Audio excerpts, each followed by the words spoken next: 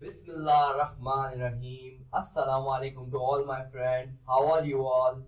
I hope you all are fine by the grace of Allah. Right now you are watching Read and Write channel. So I'm creating this new series is about plugin. Why you have to watch this series?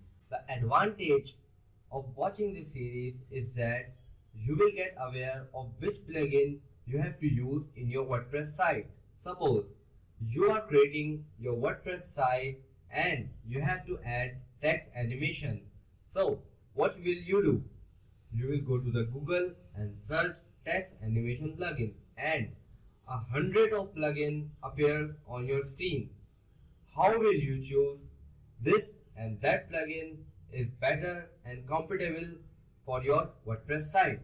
Because if you choose or add wrong plugin in your WordPress site, your site will be damaged. I hope you don't want to lose your work. So, I will tell you which plugin is better and compatible for your WordPress site.